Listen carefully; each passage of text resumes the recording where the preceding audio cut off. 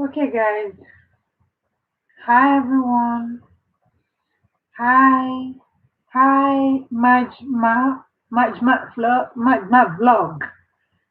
How are you? Thanks for coming. Please give a thumbs up. I'm alright. Thank you for coming. Thank you so much for coming.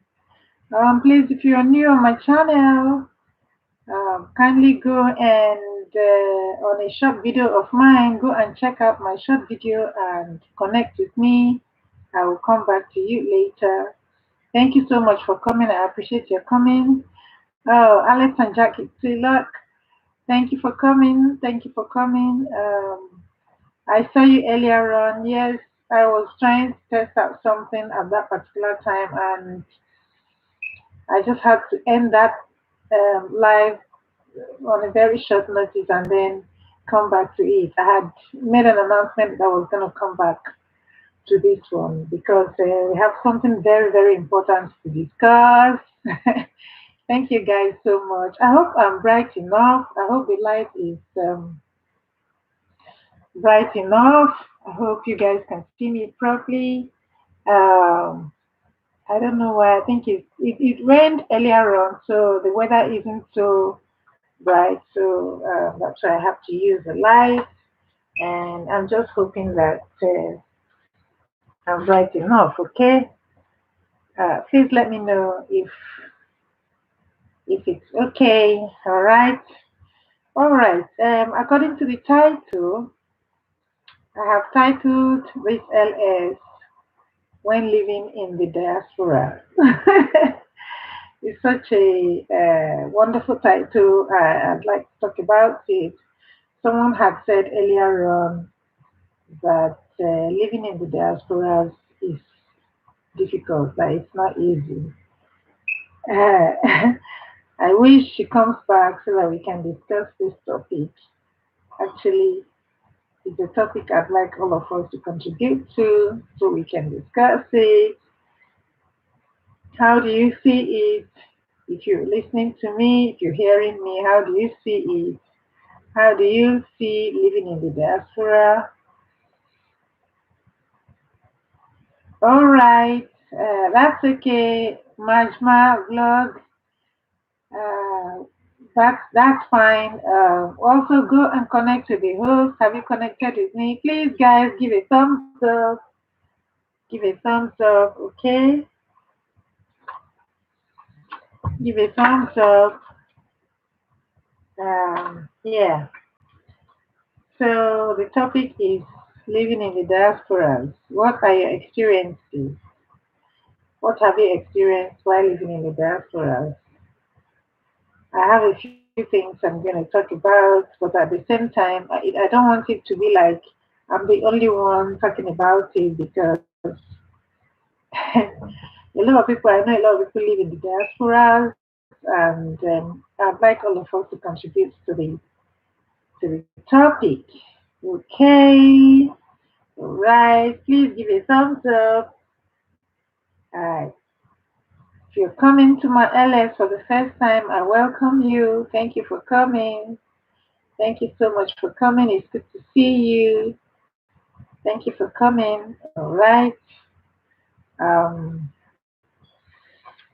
Today's topic is a very important one, and I'd like us all to contribute to it and talk about it. Okay. But most especially if you're living in the diaspora or you have someone living in the diaspora. Yeah. Okay. We're not going to spend much time here. Maybe just 1 hour or so. I'd like us to spend just 1 hour, but I'd like us to contribute to the topic. First of all, is it easy living in the diaspora? Is it easy? Is it easy? Someone might say, oh, okay, so it's the same thing living in other places. If you live in your place, if you live in your own country, it's not so easy and all that because you have to make a living, you have to pay your bills, you have to do this, you have to do that. Money answers all things, right? Yes, money answers everything. Money answers everything. So, living in the diaspora, you also need you also need money. Yes, to pay your bills. You need money to, you know, you need a house. Where you need a roof over your head. You need other things, to make a living and all that. While in the diaspora, yes, but there are other things that are involved while living in the diaspora. There's a particular way I am looking at this um, topic. There's a particular way I'm looking at it. While living in the diaspora, how are you going to maintain your own traditions? How do we maintain our traditions? How do we maintain our culture? How do we maintain um, what we used to do while we were, you know, living in our own country? How do we carry on? Particularly if you are a family that is living in the diaspora and you have children, how do you carry on? How do you teach your children your traditions, your culture? How do you, move on? Um, how do you adapt? How do you adapt in your new location? If you have just moved to the new place, if you have just relocated, for instance, how do you adapt? Matilda Film TV channel, I see you, my sister. You are welcome. Thank you for the amazing thumbs up. Thank you, my sister. You are welcome. I'm talking about living in the diaspora. Um, I know that it's not easy relocating and it's not easy leaving all your family members behind. Even if you have all your family members in the diaspora, it's not even easy going there. And hey, Siwa Family TV, thank you for coming. I see you, sis. Thank you so much for coming. Thank you. I appreciate your coming. Thank you so much. Okay. Yeah. So, my discussion this evening is on relocation and living in the diaspora. So, several things. I was saying that if you are just newly relocated, how are you going to carry on with your life? How are you going to carry on with maintaining yourself? How are you going to carry on maintaining your culture? And if you have a family, how are you going to carry on?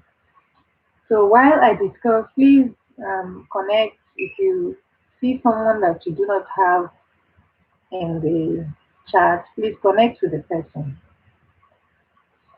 Thank you, Matilda. Thank you so much for encouraging people to come. Please, if you can share me out, if you have the ability to share me out, kindly do so that more people can come in.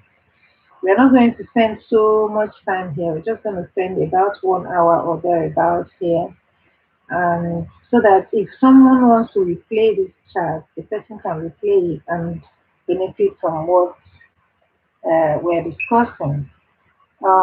Please, I'd like a feedback. Am I bright enough? Because sometimes I replay my chat and I see that I'm not so bright. It rained earlier on, so the weather isn't it isn't bright. In fact, there was no sun today, but we are supposed to be in summer right now. But there was no sun because it rained earlier on. So I see you, Bella Love TV. Good evening. Thank you so much for coming. Thank you so much for coming. I appreciate your coming. You are welcome, Bella Love. Please, if you see anyone that you would like to connect to, kindly connect. Maria Masanko. Hello, darling. You are welcome. Thank you so much for coming, Mariama. Thank you. Celebrate Jesus. Thank you so much. Thank you for the thumbs up. Yes, this is Mama B. Um, Yes, thank you so much for coming. Mariama says hi everyone. So I'm discussing while living in the diaspora. A lot of things are happening. A lot of things. It's not easy relocating in the first place. Relocating with your entire family, for instance, is not easy at all living in the diaspora. So I'd like all of us to, talk about it, highlight the difficulties and all that. Thank you all for coming. Thank you so much. I appreciate all of you. I appreciate you. Please connect if you don't have, if you see someone that you don't have, please connect. Please connect. Please connect. Okay. So, first of all, to relocate is not easy. It's not easy to relocate. When you relocate, you need an accommodation, then you need all the things that you have to go through with the process of relocating, the process of settling into the new place where you are relocated, knowing that that place is not your country. You need your papers, your documents that will help you to stay there. You need your documents if you're going to work. You need your documents, permits that will permit you to work, permit you to reside. Then, if you're a student, you need all your paperwork and all that. So, assuming all the paperwork are in place, now the new life is not so easy. Number one, you have left a place where you were living before, where you have had made friends, where your family is, most especially family, and a place that you already know, the place that you already live in. Maybe you were working there, maybe everything is there, your church, your mosque, everything is in your country, and you could move about, travel to any part of the country without stress. But now you have moved from there and you have relocated. If you have children, how are you going to carry on your tradition? How are you going to maintain um, the tradition?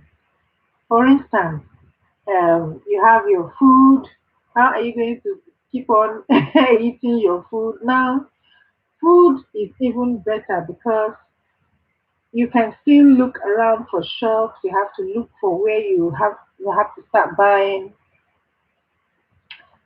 your traditional food. You have to adapt to the new food that is in the country where you have relocated to now. Some people don't even like eating, like eating food that you're not very familiar with.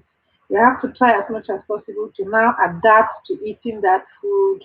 Please, guys, you can connect. If you see someone that you don't have, connect with the person, call up the person and connect with the person. And please, if you have the capacity to share me out, please share me out so that more people can come in and have the benefit of this discussion. All right. Okay. So you now you have to learn how to eat the food. Then say TV. Thank you for coming, dear. Thank you so much, sis. God bless you for coming. I appreciate your coming. Massive shout out to you. Massive shout out to you. Massive shout out to all of you. Please give a thumbs up. And if you're not connected to the host, please connect to the host. And thank you so much for coming.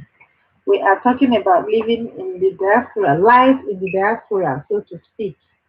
So I was saying that now you have to learn how to eat the food in the place. And at the same time, because of your taste, you already developed a taste for your traditional food, for your culture, your culture, the way of life, the kind of food that you have known in your country. So now you have to start looking for stores where you can buy your traditional food at very expensive. Then your children, you have to keep, if you have children in this new place, suppose you're a family and you now have children in this new place, you have to start, you have the challenge of teaching your child your own tradition, because if you don't inculcate that in your child is going to end up not knowing anything about where you're coming from. So you have to imbibe, your tradition into the child. You have to teach the child, oh, this is my country, this is where I come from, this is the language you speak, this is the kind of food, these are the kind of food you eat. As time goes on, the child begins to grow. But remember that the child is going to go to school where you are, and the child is going to be taught in the school all kinds of stuff where where you're living.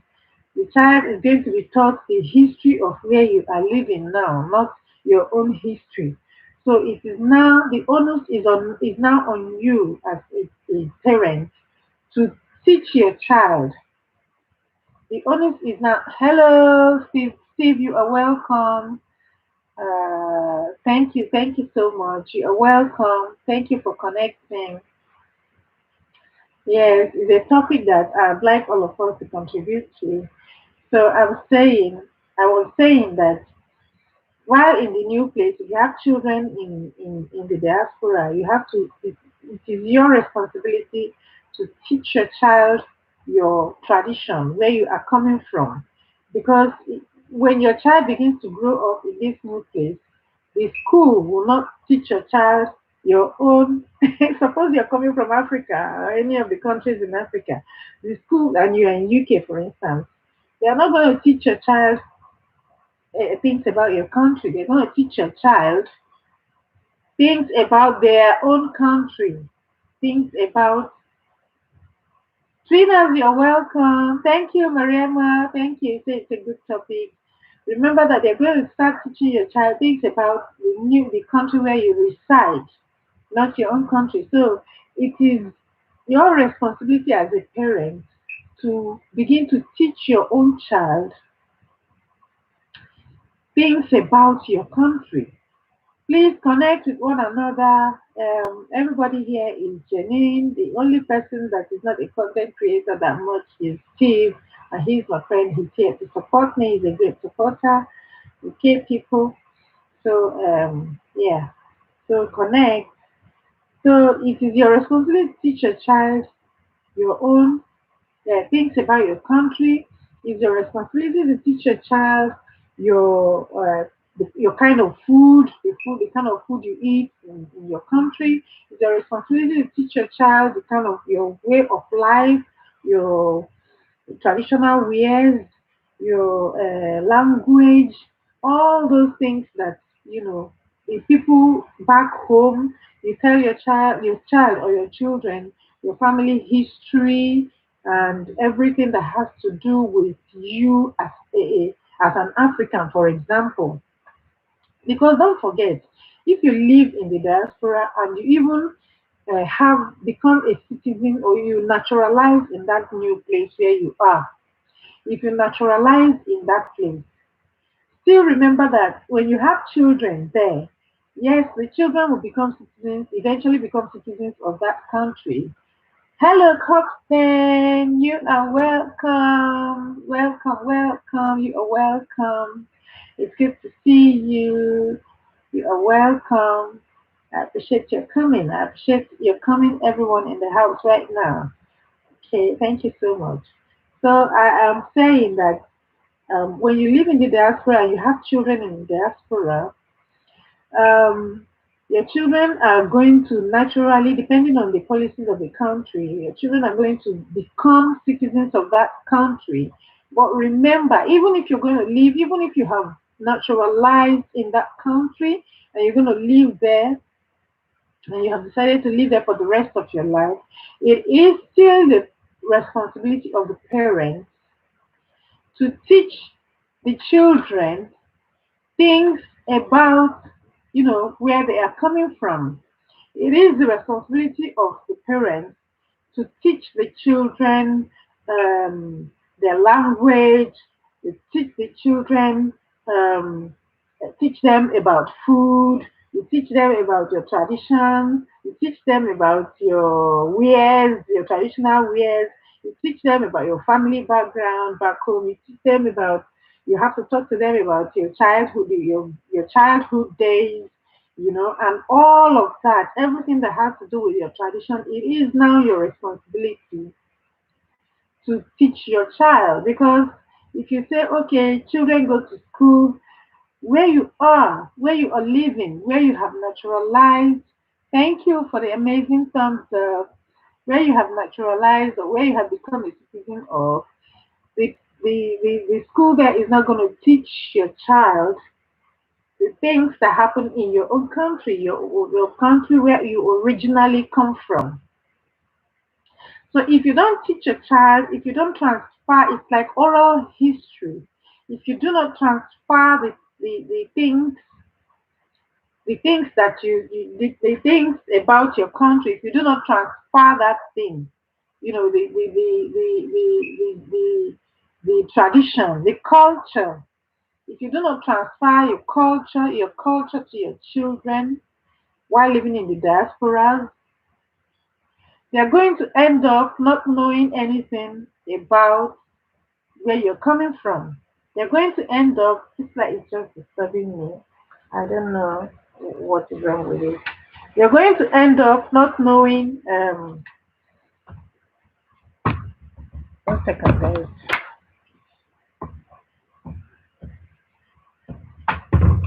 It just keeps sorry, guys.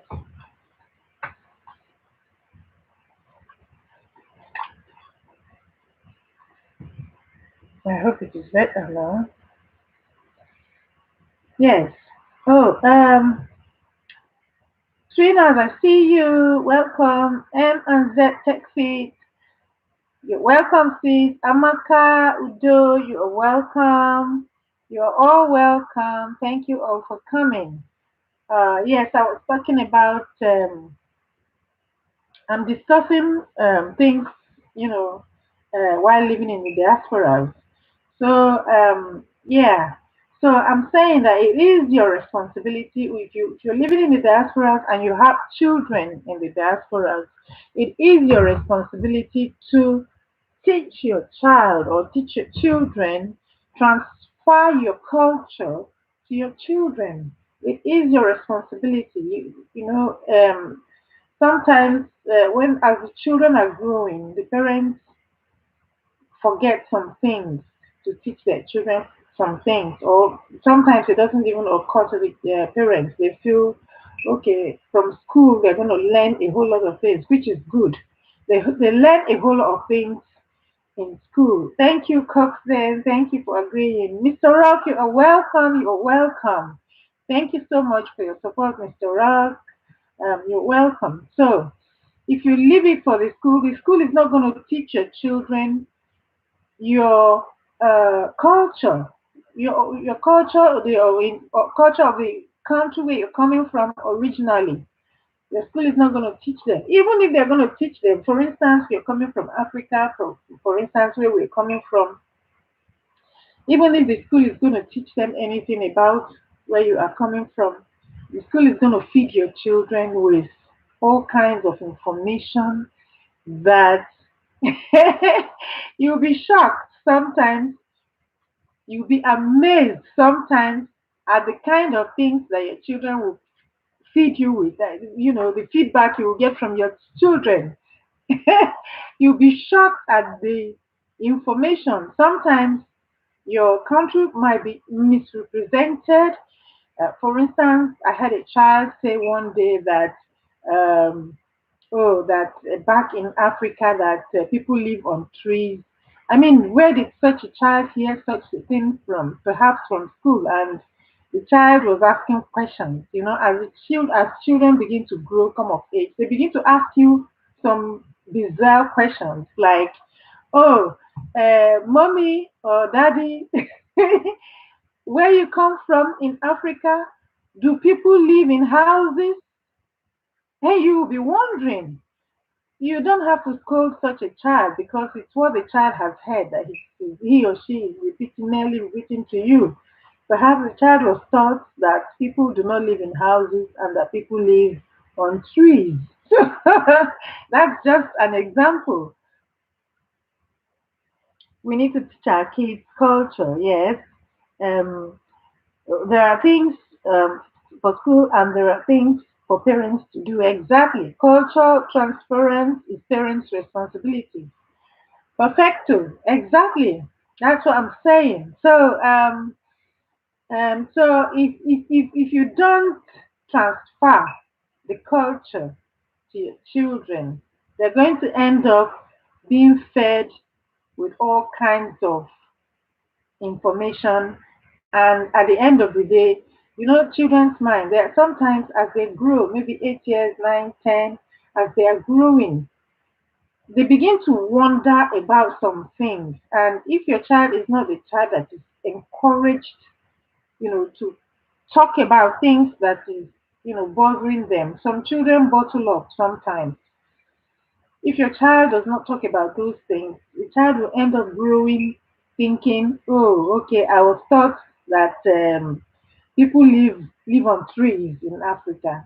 The child may never know that people actually live in houses and that they are beautiful, mansions back in Africa.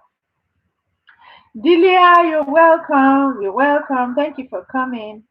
So that is what I'm talking about this evening. So it is the responsibility of the parents to inculcate into their children the culture of where they are coming from.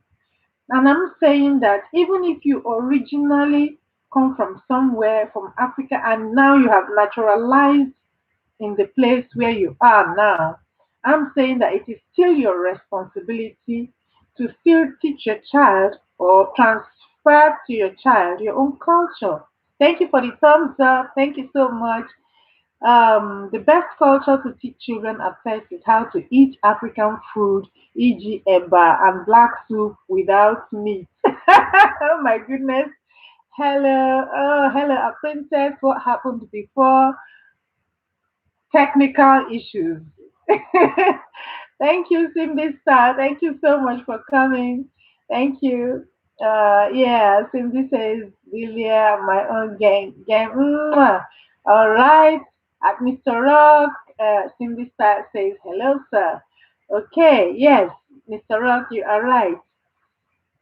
I'm coming to that. So I'm talking about first the culture transference. You have to keep talking to your children about these things. And then the food. As children come of age to start eating food, you still have it's the responsibility of the parents to teach their children to eat their own kind of food. Yes. It is very easy for children not to even, I mean, if you don't teach a child to eat African food, for instance, they go to school and the school feeds them with the kind of food of that particular country where you reside. For instance, UK, you don't, I won't expect the schools to feed children with African food, for instance.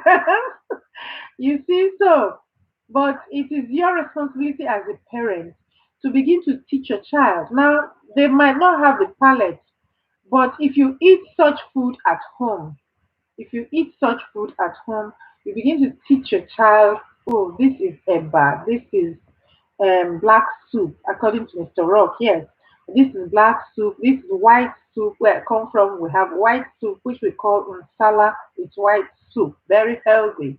You cook it without oil. The same thing with black soup, just with spices and all of that.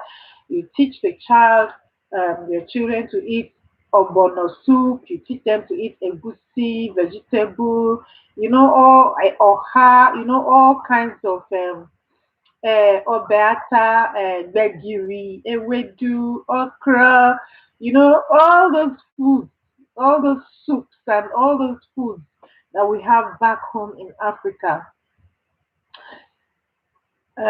If you don't teach your child and let them begin to develop that palate for that, African cuisine, they will not be able to eat. And even when you teach them, sometimes they will reject you. Bring them food and they tell you, no, no, I don't want this, I don't like this, or I don't like that.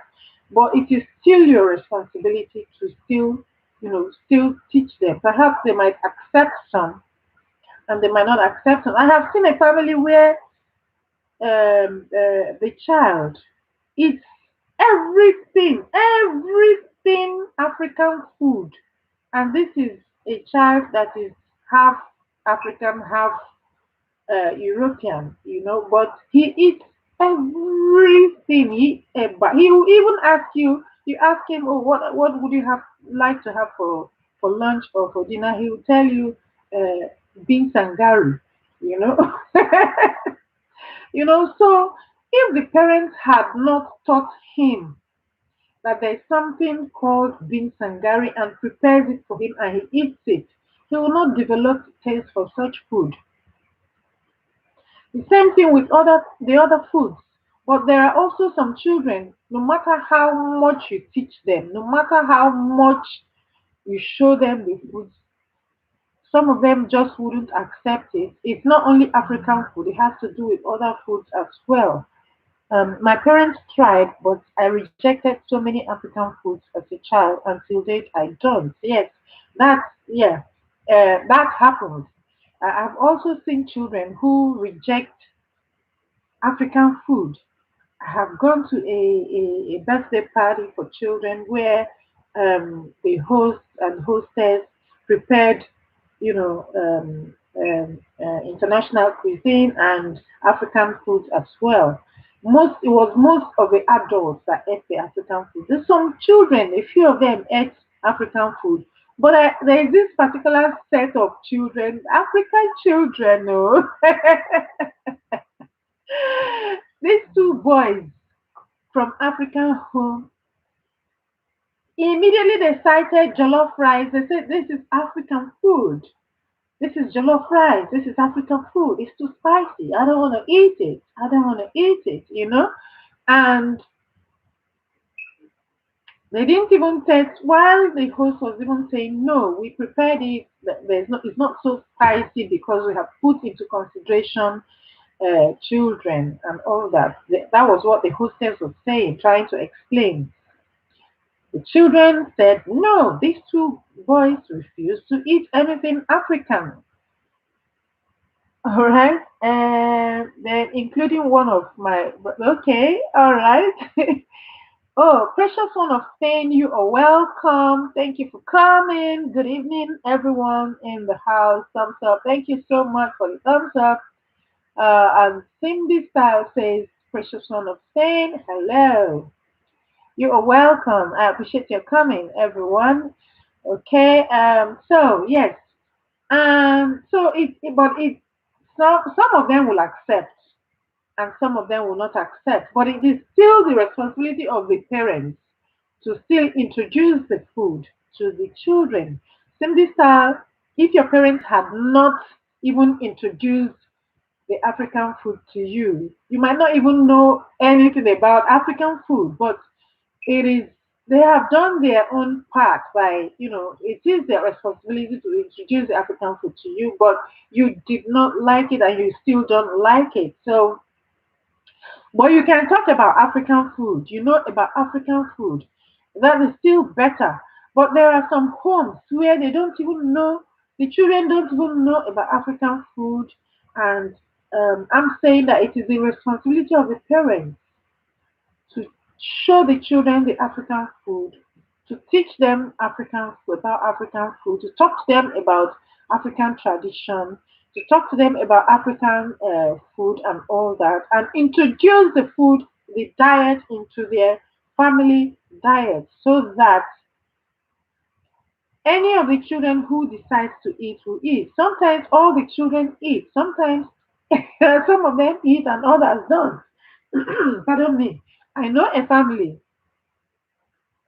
These two children, one of them eats pepper soup. You know what we call pepper soup? The pepper soup, right?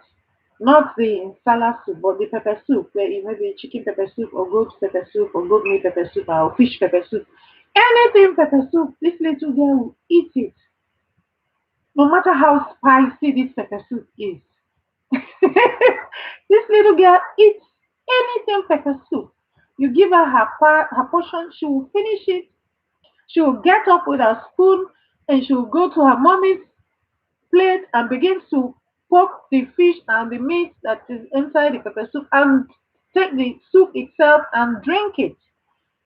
Little girl, she was born here. She's just about 3 or 4 years old. But the brother would not go close to the pepper soup at all. The same in the same home.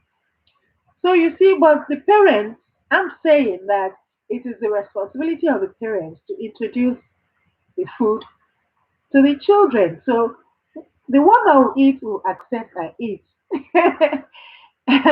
The one that wouldn't eat wouldn't eat it. Okay, okay. Um, I'm sure Delia had said something like, yeah, yeah, I don't eat yam either, though I eat other African foods. Yes, it's possible. There are also people that I know back home, back in Africa, who don't eat yam, but they swim and they live inside the yam barn, and but they don't eat yam. It's just personal preference. Yes, that happens. Okay, all right. Mr. Rock says, Cindy, whoa, but those food do boost immune faster. I must have missed something from the chat. Okay, Delia said, for me, I train my children here to eat African food from 6 months. Okay, I start giving them a taste. Yeah, that's the right thing. You dip your finger in the soup and you put it on their tongue, and that's how they start. And Cindy Star says, please just try all possible best to eat yam and toasted go garden egg. Oh, okay. That must be for Delia because Delia says she doesn't eat yam. All right, I missed that chat. Okay. All right, let me go down now. Yeah, food boosts immune system faster. Mr. Rock, which food boosts immune system faster? Okay. All right. Cindy agrees with Mr. Rock. Diaspora Afro Comedy. You are welcome. You are welcome. Diaspora Afro Comedy. Bless you, Ma. We really have to introduce African food to our children. Yeah, that's true. Bless you too, because our African dishes are rich. I would try with my kids. Okay. Yes, African dishes are rich, actually. I agree with you. The Afro Comedy. Okay, Simdista, it's good to try. It's good to try because you never can tell. And I've also seen children who are now grown up who never had the chance of eating African food in their homes. But when they go out, when they visit like family friends who another family where they introduce African food to their children, and while the children are eating, they eat with them. And I have seen children who complain that their parents don't don't prepare this kind of food for them. So you see, if you don't introduce such food to your children, sometimes when they go out, they will also go out and they will begin to eat the African food out there. And they will, children how they talk. Children will tell their friends that, oh, mommy does not prepare this food for us, or mommy does not cook this. Meanwhile, mommy is an African and mommy does not prepare that food at home. But now they happen to see the food outside. I've seen children eating obono soup outside with poundo yam outside, and they say that, oh, mommy has not prepared this soup. Then they now face their mommy, we like this. Why don't you prepare this soup for us? Why? Because the mommy never introduced the food in the first place. Hey, Pretty Tina TV. Hello, my gorgeous host. How are you? I'm good. I'm great. I'm blessed. I'm well. How are you too? Thank you so much for coming. She says, hi, everyone in the house. Share done. Thank you so much, Pretty Tina, my sis, my friend. Thank you. God bless you for sharing. All right. So, because the woman is married to a white person and Now she has developed the palate of the white man's food, okay, and developed the palate for white man's food and all that. And she cooks, she eats with her husband. Now she's having children now, but she has now forgotten to introduce African food to her children. So her children, she takes her children to another family, and where the African parents made African food. And the children started eating ogbono soup with pounded yam in this friend's place. And they faced their mom and said, Mom, you don't prepare this food for us. And the mom felt, oh, her excuse that she didn't know that her children would like African food. But you never introduce the African food to your children. You never can tell what children will eat and what they won't eat until you give it to them, until you try with them. So it's good to at least try and tell them, oh, this food is from my place. I am an African. This food is from it's what we eat in my place. This is called this and this is called that. So that's one of them. I talked about transference of, the African history and all that to your children. I've talked about food, introducing them to African cuisine. Now, the language is another thing. Language is another big thing. You know, some people, after relocating from Africa, some people, I know people who have lost their own dialect because they don't have people who they speak with. I'm not blaming these people. I'm not condemning. I even have someone in house right now who has even forgotten the dialect because the person left when at a much younger age, and nobody to speak the dialect with. It happens. Yeah. Pretty tonight. Everybody's saying hello. Yeah, I try first. Okay, Cindy. All right. So, yeah. So, if we don't practice speaking our dialect, it is very easy to forget it. If we don't practice, I know someone who understands but can't speak right now. Why? Because she can't speak with anybody. She doesn't where she lives right now. She does not live with her parents. She lives alone in the diaspora, and when she speaks to her people back home, sometimes they speak to her in the dialect, but she can't speak back to them. She speaks English. Hello, Fatima, you are welcome. Thank you for smashing the thumbs up. Thank you for smashing that thumbs up. Thank you so much. You're welcome. I'm talking about living in diasporas, the responsibilities of a parent to their children. Okay, so the language is another thing apart from history, apart from your family history, telling your children your family history, teaching them how to introducing your African foods to them. Language is another thing. Your language, it is the responsibility of the parent to teach the children the African language, not the responsibility of the school. The school will teach them the language of the country where you reside. For instance, if you reside in UK, they will teach them the Queen's English. You reside in Italy, they will teach them Italiano. You reside in France, they teach them French, Spanish. Um, wherever you reside, the school there will teach them the primary language there, and perhaps one other language. I know that in Italy they teach the Italian language, and perhaps English, but hardly would you see, you know, hardly would you see them speaking English, except except they just want to speak English with you, okay? But it's that first language that they will speak with you. And then when they now notice that you don't understand the language, they can then, maybe converse with you in English or something.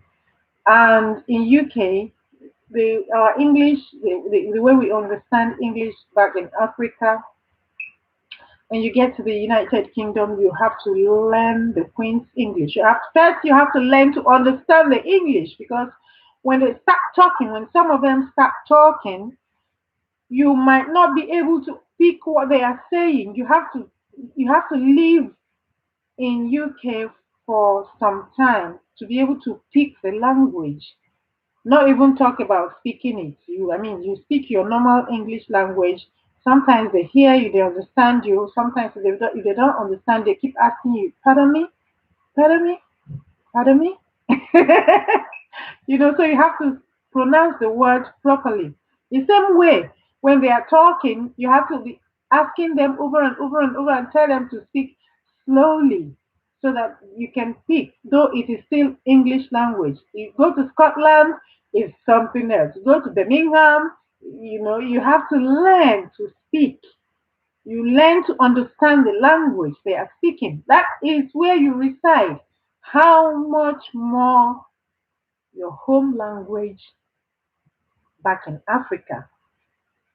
It is much more difficult for children to pick your language while residing in the diaspora. It is much more difficult. And if, as a parent, you do not introduce your language, your native language to your children, they are not going to understand. The school is not going to teach them your native language. It is your responsibility as a parent to teach your child your native language if you reside in the diaspora. If you live in the diasporas, it is the responsibility of the parent to teach the child the language. If you don't understand your own dialect, if you don't understand your own native language as an African, then that lineage, that descendant, there might not be a chance for your descendants to learn the language. And of course, if your descendants, if your children do not understand your language as an African, then it's lost forever because they won't be able to also teach your grandchildren. They won't be able to teach the descendants. And that would have been the end of that heritage. That would have been the end of that heritage, and your children are not going to be able to speak your African language. Okay? All right. Oh, Cindy Star, thank you so much, darling. Bye. We'll join you later. Okay. Maybe in another 12 minutes, I'll end the LS. Okay. So that's about language. Now, dressing. Dressing. I know that most of us, me, I don't so much like, this clothes they call boo boo and kaftan and all that. Yes, we all know such things. In Africa, we have, in Gambia, they have boo boo. Fatima is here. Fatima, I've been to Gambia. They have boo boo there, their own style, the kaftan and all that. In Ghana, they have their own style. Um, Nigeria has their own style. Every country has their own native wear. You know, but if you are not used to wearing your native wear, or teaching your child, oh, this kente, for instance, Ghana kente. This is Ghana kente. Oh, this is a Nigerian wax. This is this. This is that. This is if you look this from my place we use aquacha, what we call aquacha, that's the woven cloth, the white woven cloth, this native woven cloth. I have introduced it to my children, they know about it. you know, so they have their own um, aquacha and all that. That's the native cloth. If you don't teach your children your native your sense of dressing from Africa, they will not know it. If you don't teach them, they will not know it. The male Senegalese and all those native, the simple ones. If you don't teach your child, if you don't maybe once in a while make it for them, so that summer they can wear it, maybe wear a trouser and put on the normal maybe short sleeve or long sleeve with cufflink, or just ordinary plain long sleeve, the one they make that is knee length, or you know um, normal length. They wouldn't know. If you don't teach them, they wouldn't know. If you don't show them, they wouldn't know. If you don't tell them about your sense of dressing back home, they will not understand it. They'll just naturally adopt the dressing of the place where you live, or what they see their parents wear. They naturally wear it. Okay, so it's important that when we're living in the diasporas, it's important to teach our children, to pass down these things to our children. All right. And then before I close, let me quickly take this one. It is also important to travel down to Africa once in a while. Maybe you can plan a vacation, maybe every year, or every 2 years, or every 3 years, or every 4 or 5 years, depending on how you want it. You can plan a vacation. When you plan this vacation, you plan the vacation with your children. You take them down to Africa, even if it is one time or two times in their lifetime, so that you can show them and say, oh, this is where I come from. Even if you don't have to go there and spend the whole month or 3 weeks or something. You can spend 1 week, you can spend 2 weeks, depending on the people you have back home, depending on your family. If you don't have a place to stay, you can plan it and stay in a hotel or something. I understand the things that are happening in Nigeria now, right now. I know, I understand. I mean, every society has their own ills. Every society has the ills that are affecting that society. Sam came during Aguha. You are welcome, my brother. Thank you for coming, and thank you for that amazing thumbs up. Yeah, my kids go home every year and they can't wait to go each year. So says Fatima. Exactly. Exactly. And then you plan, you already know that, oh, we're going for summer next year. So you begin to plan towards next year's summer. So when the children are on holidays, you take them down to your country and tell them, oh, this is Africa, this is Gambia, or this is Nigeria, or this is Ghana, or this is Kenya, or you know, for me, I'm a Nigerian. We go to Nigeria and we go to Ghana, we go to Gambia. I have relations in these places. I have lived in these places. So once I go to Nigeria right now, be sure that I will have to travel to Ghana and I have to travel to Gambia, just like that. So you make provision for all these things. But even if you can't take your children to all these places, but at least you take your children to your own place and say, oh, I come from this place, this is my place, this is where my father comes from, this is where my mommy comes from, this is our heritage, this is where we are from, this is our roots, this is our foundation. Despite the fact that we're living in diaspora, we're living in UK, we're living in Europe, or we're living in US or Canada or wherever we're living, or Dubai, this is where we are. Yes, and Africa is I'm still going to talk about Africa. The things I miss about Africa, I'm still going to talk about, because I have a lot of things I have missed, particularly the everyday summer in Africa. It's a lovely place, it's a good place. Yes, despite the ills and all that, there are ills in every society, even in the organized society, even in the developed world.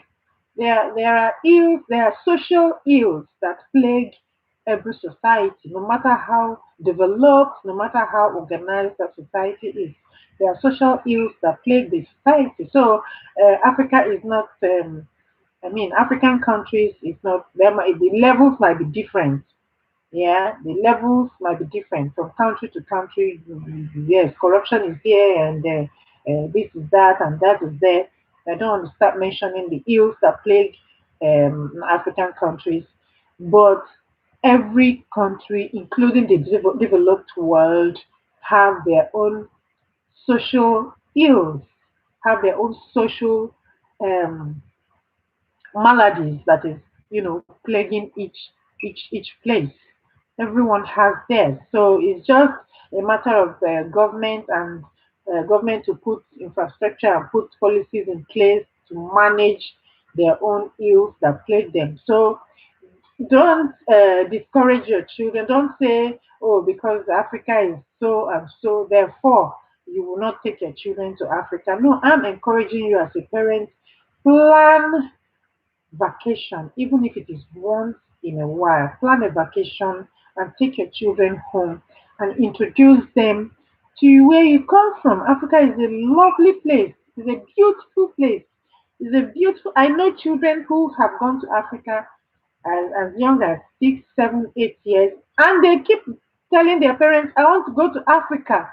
I want to go to Africa. And their parents tell them, oh, yes, you will go next summer. And they start planning that next summer they're going to have to travel to Africa. Yes, Africa is nice. Yeah.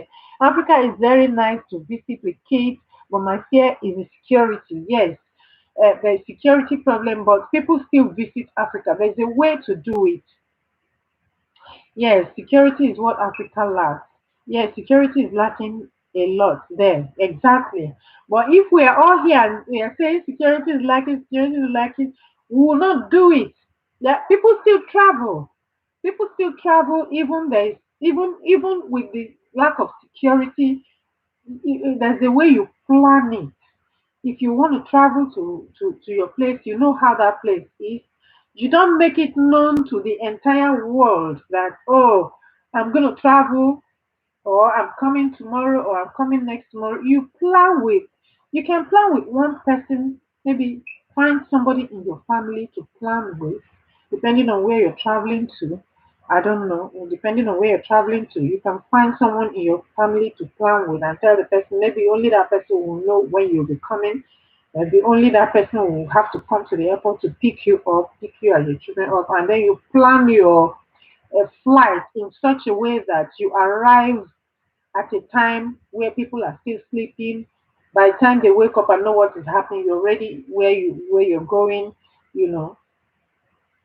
Hey, Thunder Scorpion, Africa seems dangerous. I'll just watch it on TV. But we still go to Africa. That's where we are from, Thunder Scorpion. We go there. Africa is a very beautiful place. I tell you, if you travel to Africa, you will not come back. You might come back because of sources of income that you have, maybe you've established business in, but you would like to go back to Africa. Once you go to Africa one time and you live well there, you would like to go back to Africa. I know a lot of people, a lot of Americans, a lot of Italians, a lot of Europeans who go back to Africa time and time again, time and time again. It's just a matter of thank you. Thank you for hitting the like button. It's just a matter of planning your logistics. Let your logistics be tight. I'm talking about logistics because I know about logistics. Sorry guys. I did logistics for more than 20 years, so I know about logistics. So it's a matter of planning your logistics, let it be tight, and you keep your mouth shut on what you're doing until you're there. By the time you get in there and then you enjoy yourself, like beaches, you have fine, beautiful beaches in Nigeria. You have beautiful beaches in Ghana. You have beautiful beaches in Gambia. I'm talking about these places because I've lived in these places and I know that, you know, these places, the beaches are so close to you. You get. Delia says to Thunder Scorpio, Africa is not dangerous as such. It's very interesting over there. Beautiful girls, nice life. Oh yes, oh yes. Of course. I want to visit Africa so badly. Really, Alex, you can. Sure, it is. Delia. Two people just said the security is horrible. Africa sounds like Wahala land. Oh well, Africa is the best place to be. Oh yes, I agree with you, Fatima. I've been to Africa once. I plan to come back. I'm telling you, if you go to Africa one time, you would like to go back there. They have beautiful land, and I have been in African countries. I have been to how many African countries? I'm a Nigerian. I have lived in Ghana. I've been to Togo. I've been to Gambia. I've been to South Africa. Well, yeah. And if I think, I might remember other African countries where I have visited, but these ones from the top of my head, I can just tell you these are beautiful places to visit. These are beautiful um, countries to visit in Africa. And if you plan your journey well, well, there's nothing stopping you from taking your children to Africa, from taking your children to a place where you came from. It's necessary that we introduce the African heritage to our children, because if we don't do that as parents, our children are going to lose the heritage. They're going to lose the African thing that that the place we come from. They're going to lose our tradition. They're going to lose our food. They're going to lose our language. They're going to lose our sense of dressing. They're going to they will not know these things. It's the responsibility of the parents to teach the African children. It's the responsibility of the children. So let me take the chart. I can't imagine living in anywhere other than America. Yeah, but you can visit. I mean, you can visit other places. Hello, host. Oh, Black Beauty channel is here. Hello, Black Beauty. Good to see you. Welcome. Thank you for coming. Thunder Scorpion. US is more Wahala than Africa. Trust me, that's true. I agree with Delia in some aspects. Yes, it's not dangerous. If you go there with Wahala, they will give you full package. If you come in peace, yeah, they give you a warm welcome. Yes. Night Star Beauty. Hey, you are welcome. Welcome everyone. Thank you guys for coming. Um, Black Beauty always share the African. Okay, Alex, you can't say Africa is a whole continent and compare it to one country. Adelia is still America is still best. I'll visit Africa again. Right. Black Beauty sweet in the yeah, sweet in the middle queen. Welcome. All right. So yeah, so I'm almost I've gotten to travel, right? So I've mentioned why living in the diaspora. What we are discussing for people who just came in, what we are discussing is why living in the diaspora, what are the things that you ought to do as a parent. And I had said that while living in diaspora as a parent, it is your responsibility to transfer the African culture to your children. If you have children, first I started by talking about relocating and all of that, all the things that they have to go through, documentation and blah blah blah blah blah.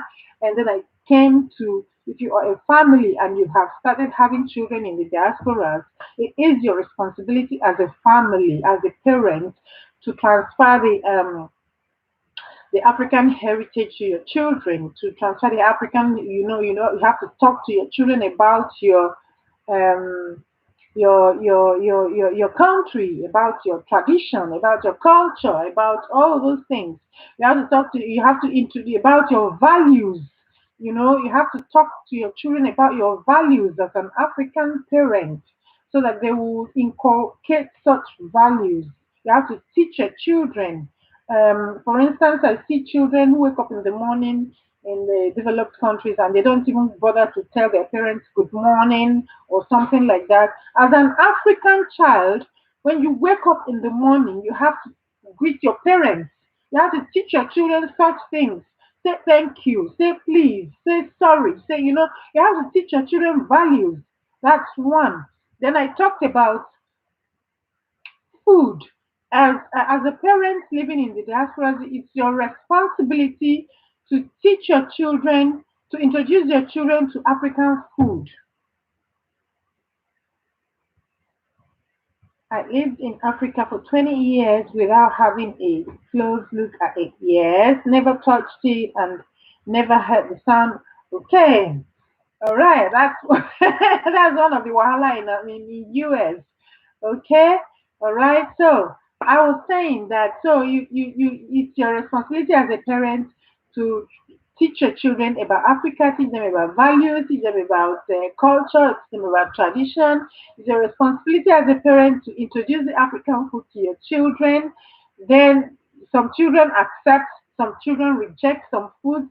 Some children might pick out of the whole lot of African food, they might just pick one or two. And I have said that if you don't teach them, they might go out to friends' houses because I've seen some before who were not taught, who were not introduced. African food was not introduced to them. Oh, thank you so much, pretty Tina. Thank you so much for the super chat. God bless you. Thank you so much. I appreciate this super chat. Uh,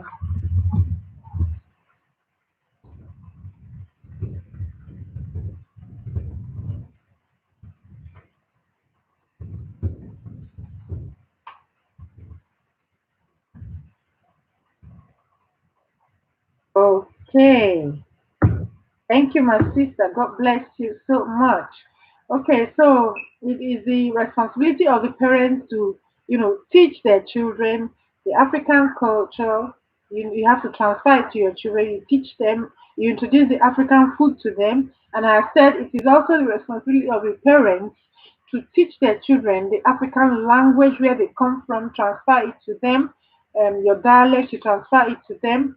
It is also your responsibility as a parent to teach your child your I mean let your child have a sense of the traditional wear, even if you don't wear them, but let your child have a sense of the African wear, African dress sense.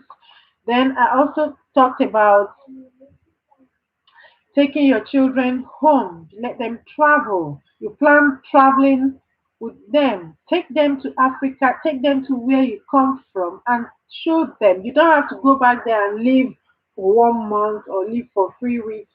You can plan a journey of 2 weeks. You can plan a summer of 2 weeks. You can plan a summer of 1 week. If you don't have a house there, you can plan hotel, a moderate hotel where you and your children can vacation in Africa in a place where you belong to or where you come from. And I had mentioned a few things about the beauty of Africa. I've mentioned beaches, I've mentioned the sunshine, the beautiful weather in Africa. Africa is a lovely place. And I have given an example of a child who had been told that Africans live on trees. And the child came home one day and told the parents, oh, was just talking and told the parents, oh, that do people live on trees? While watching movies, we saw that there are beautiful houses in that city. And the child was like, oh, do you live in houses in Africa? Do people live in houses in Africa? And the parents was like, oh, of course, yes. And the child said no, that he thought that people live on trees in Africa. I mean, so if you as a parent don't tell your child that people live in houses, if you don't take them back home and show them beautiful mansions, it's not this very close. This place in UK, you see how the space is very small, small, small. Chun, chun, chun, chun, chun. Back home, we have beautiful houses, man. We have spacious buildings. You show your children, look, this is where I come from. We have good things in this place. So if it's your responsibility as a parent to introduce your children to your heritage. So that's what I'm talking about this evening. There are deeper things that I could talk about, but the time that I have apportioned to discuss this has come. And I'm going to have to end the LS in a few minutes. I'd like to say thank you to everybody who has come. Please, and I appreciate all your contributions. I appreciate your contributions. Thunderscorpion, Delia, Annie, Cindy Star, Pretty Tina. I saw Black Beauty earlier on. Thank you all so very much for coming. Thank you so much, Pretty Tina, for super chatting me this evening. Thank you so much. Um, Alex and Jackie, Night Stop Beauty, Fatima, the Ginger Queen, Celebrate Jesus was earlier on, was here earlier on, and that's Mama BTV. Sam Kendilim Agoha, Mr. Rock was here, he contributed as well. Oh, thank you all so very much for coming out. Precious One of Spain was here. Cock Den. Oh, bless you. Cock Den was here also. Thank you. Oh, Mariama was here. Mariama Sanko. Trina Yamin was here. Amaka Udo was here. Um, M and Z Tech Feed was here. Dempsey TV, thank you so much sis, for coming. Matilda Film TV channel was also here. Um, Bella Love TV was here. A History White Family TV was here. And Marge Blog was also here. Thank you all so very much. I appreciate your coming this evening. I appreciate you. Thank you all for attending this LS. From me to you, okay, let me just take the chart. Total Scorpion, but the Central America is not considered as a continent. It's just not in South America. If it wasn't the internet, most people would think Africans live in huts. Okay, right? It's not a continent. The US is not America. Sure, South America is Chile, Argentina, Brazil, Peru. Yeah, what you mean? I'm sure I'm from here. Canada, United States, and Mexico is not America. Okay. All right, we're learning some geography here. This is good. Okay, so thank you all so very much. I appreciate your coming. We'll do this some other time, and perhaps we'll approach this subject from another angle. If anybody has any other perspective um, or any twist to the subject, perhaps we can talk about it some other time. But for now, we got to go. And from me to you, it's bye for now. Thank you. Much love to all of you who have come. Thank you all so very much for coming out and for contributing to this topic. Uh,